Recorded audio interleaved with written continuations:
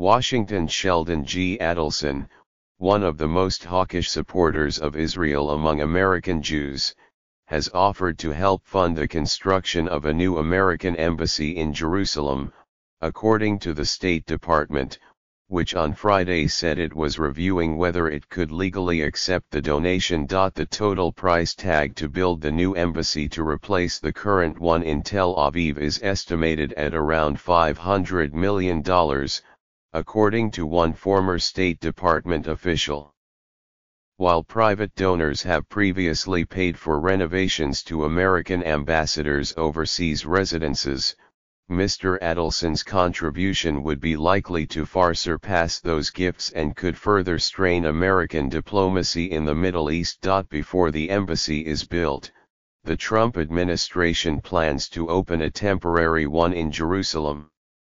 On Friday, it said that it was accelerating the projected opening in time to mark the 70th anniversary of the creation of the State of Israel on May 14. Even some of Mr. Adelson's allies expressed concern that if the administration accepts his offer for the permanent embassy, it could be seen as a well-heeled financial contributor effectively privatizing and politicizing American foreign policy. Mr.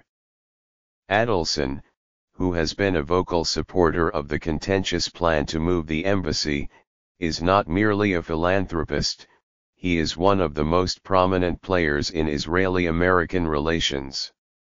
He is a conservative force in American politics, a donor to President Trump, a longtime patron of Prime Minister Benjamin Netanyahu and the owner of Israel's largest circulation daily newspaper. I'm concerned that people will think that this is being done because of a group of people, evangelicals and Jews, who care about it and not because it's the U.S. government that cares about it, said Morton A. Klein, who runs the Zionist Organization of America, a nonprofit group that is funded partly by Mr. Adelson.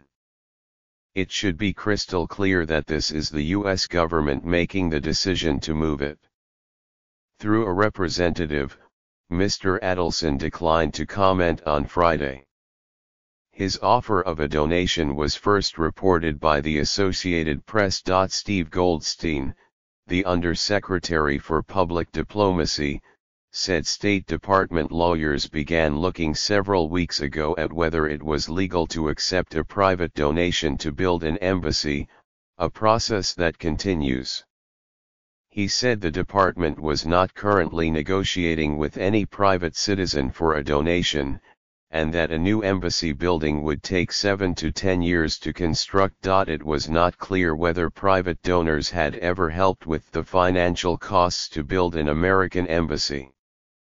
Patrick Kennedy, who last year retired from the State Department, where he served as Undersecretary for Management, said donors in the past had contributed millions of dollars to refurbish the palatial United States ambassadors' residences in London, Paris, Rome, and Tokyo. As long as a donor passes an ethics and background check, we'll take their money if they're willing to give it. There's no problem there, Mr. Kennedy said in an interview on Friday. For years, Mr. Adelson, a Las Vegas casino mogul, has pushed the United States government to move its embassy to Jerusalem, the disputed capital that both Israelis and Palestinians claim as their own.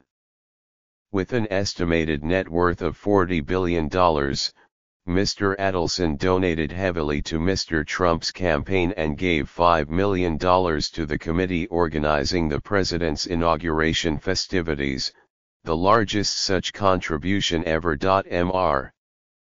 Trump vowed during his campaign that, if elected, he would fairly quickly move the embassy to Jerusalem from Tel Aviv. In December, he announced that he would formally and officially recognize Jerusalem as Israel's capital and move the embassy there. In a speech on Friday to the Conservative Political Action Conference, Mr. Trump drew enthusiastic applause when he said he had defied incredible pressure to move the embassy, what he considered the right thing to do. Every president campaigned on, we're going to recognize Jerusalem as the capital of Israel. Everybody, for many presidents, you've been reading it, and then they never pulled it off, and I now know why. Mr. Trump said in his fiery speech to conservatives, I was hit by more countries and more pressure and more people calling, begging me, don't do it, don't do it, don't do it. I said, we have to do it, it's the right thing to do, the president said. The Israeli Foreign Ministry declined to comment on Friday.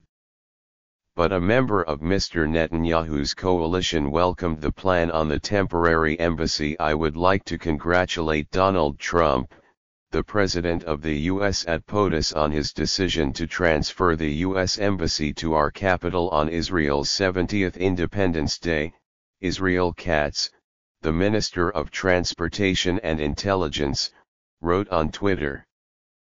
There is no greater gift than that. The most just and correct move. Thanks, friend.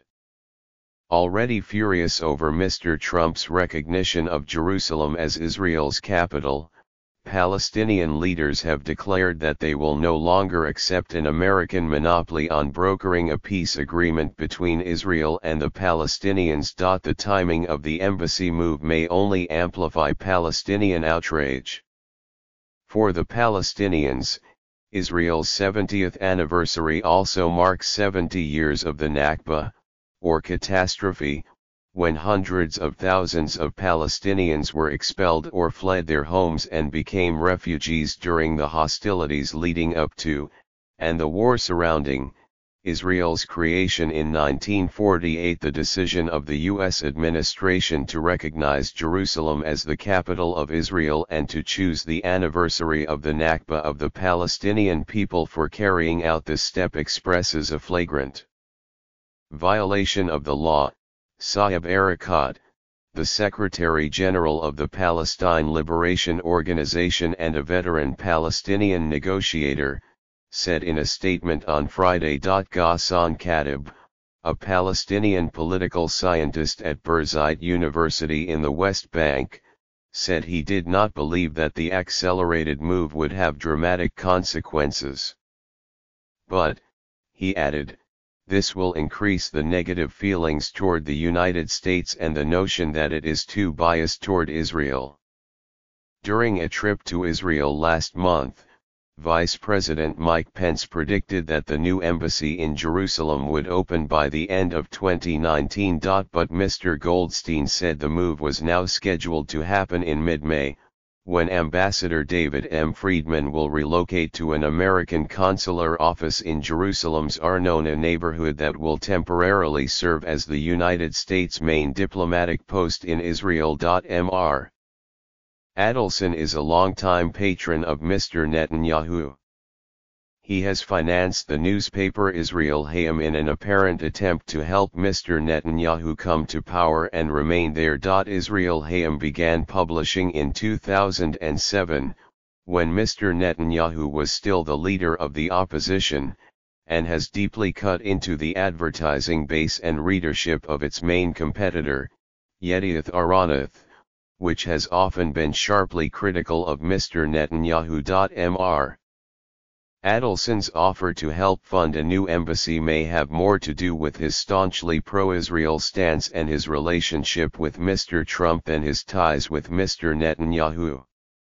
Those relations may have cooled as a result of the Israeli police's corruption investigations into Mr. Netanyahu, one of which directly involves his actions in the newspaper rivalry. Mr.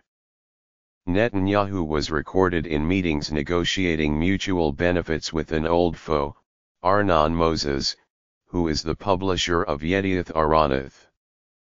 The Prime Minister is accused of offering to help Yedioth Ahronoth financially in return for more positive coverage, including by curtailing the circulation of Israel Hayom, and limiting its weekend supplement. Mr.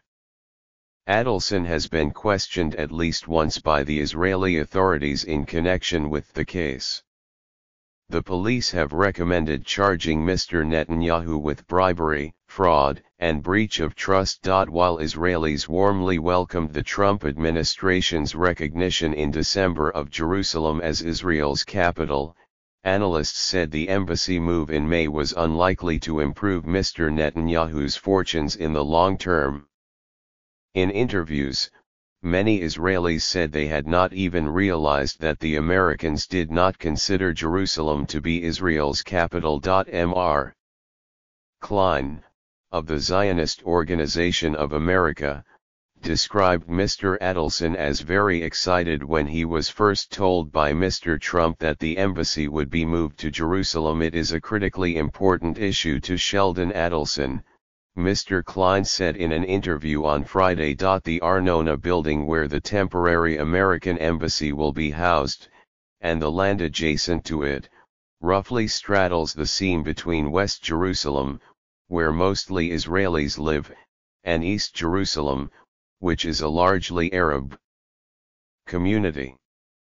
That would make it ideal for serving both Israeli and Palestinian populations, Mr. Kennedy said. The United States has an option to purchase land adjacent to the Arnona building, a parcel that is big enough to handle an embassy, Mr. Kennedy said. Leases now in effect are likely to delay the transfer of the property until at least 2020, he said. Embassies can cost anywhere from $150 million to nearly $1 billion to build. The one in Jerusalem is likely to cost somewhere in the middle of that range, about $500 million, because it does not need the housing, warehouse, or security functions of some of the most expensive buildings, such as those in Baghdad and Kabul, Mr. Kennedy said. Some staff members at the American embassy could remain in Tel Aviv, Israel's business center.